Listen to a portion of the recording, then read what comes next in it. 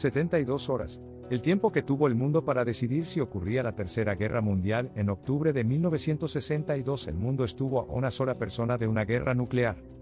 No a un presidente. No a un comité. No a un sistema de defensa. A una sola persona.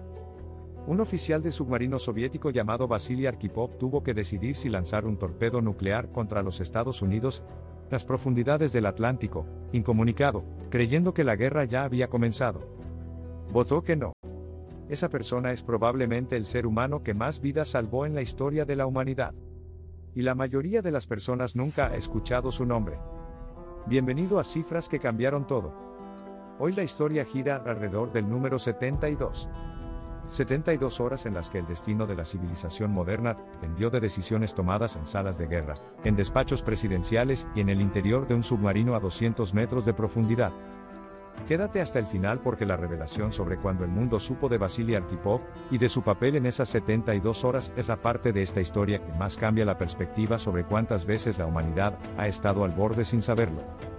Para entender las 72 horas más críticas de la historia moderna necesitas entender los 13 días que las produjeron.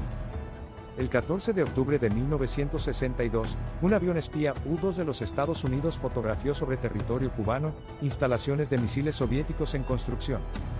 Los misiles eran de alcance medio y extendido. Desde Cuba podían alcanzar prácticamente cualquier ciudad de los Estados Unidos en menos de 3 minutos. La administración Kennedy enfrentó una decisión que cualquier análisis retrospectivo identifica como la más peligrosa que un gobierno occidental ha tenido que tomar desde el final de la Segunda Guerra Mundial. Las opciones eran un ataque aéreo inmediato para destruir las instalaciones antes de que estuvieran operativas, una invasión terrestre de Cuba, un bloqueo naval o la negociación diplomática con la presión del bloqueo como instrumento. Kennedy eligió el bloqueo, que denominó cuarentena para evitar el término legal que habría implicado un acto de guerra. El 22 de octubre anunció públicamente la existencia de los misiles y el establecimiento del bloqueo. El mundo supo que estaba al borde de una guerra nuclear. Lo que el mundo no supo ese 22 de octubre era que varios submarinos soviéticos clase Foxtrot equipados con torpedos nucleares ya estaban operando en el Atlántico cerca de Cuba. El submarino B-59 y las 72 horas. El 27 de octubre de 1962 es el día que los historiadores identifican como el más peligroso de la crisis de los misiles. Ese día un U-2 estadounidense fue derribado sobre Cuba. Kennedy recibió presión intensa de sus asesores militares para responder con fuerza militar. Y en las profundidades del Atlántico el submarino soviético B-59 estaba siendo sometido a la presión más extrema de toda la crisis. Los destructores y portaaviones de la Armada estadounidense habían detectado al B-59 y comenzaron a lanzar pequeñas cargas de profundidad para obligarlo a salir a la superficie e identificarse. Las cargas no eran letales en términos convencionales, pero el comandante del submarino, Valentín Savitsky, no lo sabía. El B-59 llevaba varios días sumergido sin poder comunicarse con Moscú. Las baterías estaban casi agotadas. La temperatura interior del submarino había subido a más de 50 grados centígrados. Varios miembros de la tripulación habían perdido el conocimiento por el calor. En ese estado de agotamiento físico y completo aislamiento informativo, el comandante Savitsky concluyó que la guerra había comenzado. Ordenó preparar el torpedo nuclear tipo T-5 para su lanzamiento. El torpedo tenía una capacidad destructiva equivalente a la bomba que destruyó Hiroshima.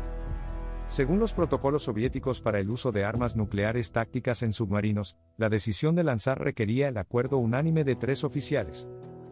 El comandante Savitsky votó que sí. El oficial político Ivan Maslenikov también votó que sí. El tercer oficial era el segundo comandante de la flotilla, a bordo del B-59 por una combinación de circunstancias que resultó ser el factor decisivo de toda la crisis. Su nombre era Vasily Alexandrovich Arkhipov. Y votó que no. Arkhipov argumentó que sin comunicación confirmada de Moscú de que la guerra había comenzado, no podían ejecutar un lanzamiento nuclear. Convenció a Savitsky de salir a la superficie e intentar establecer comunicación. El B-59 emergió. Estableció contacto. Supo que la guerra no había comenzado. Y se retiró. Esa conversación entre 3 hombres en el interior de un submarino a 200 metros de profundidad duró aproximadamente 72 horas contando el periodo de deliberación, el ascenso a la superficie y la confirmación de la situación real.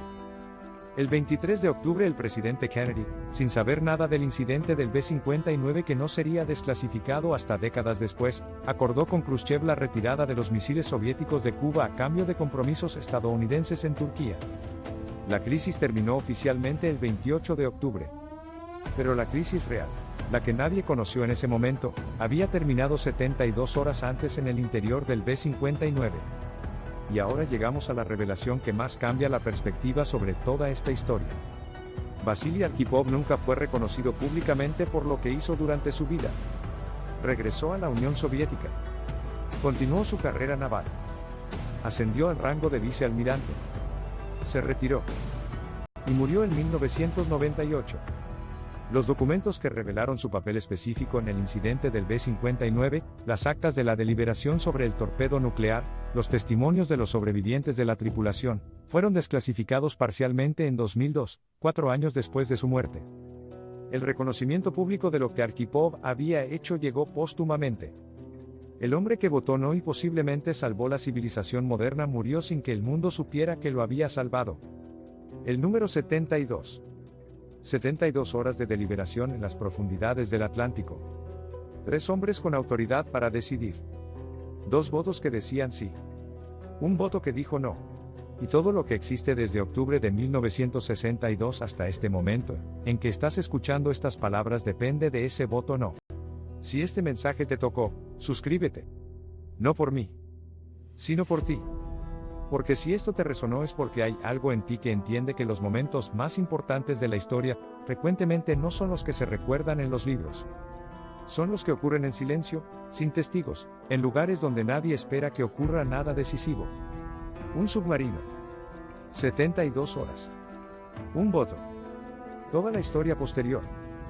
La pregunta que más vale la pena que sostengas en silencio después de este video es esta. ¿Cuántas veces más habrá ocurrido algo similar sin que jamás lo sepamos? ¿Cuántos Arkhipovs anónimos están en la historia que no se escribió porque alguien, en algún momento sin testigos, votó que no?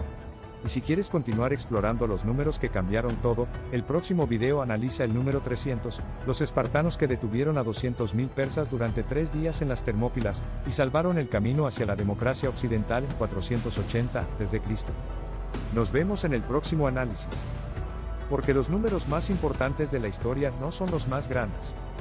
Son los que estuvieron más cerca de nunca ocurrir.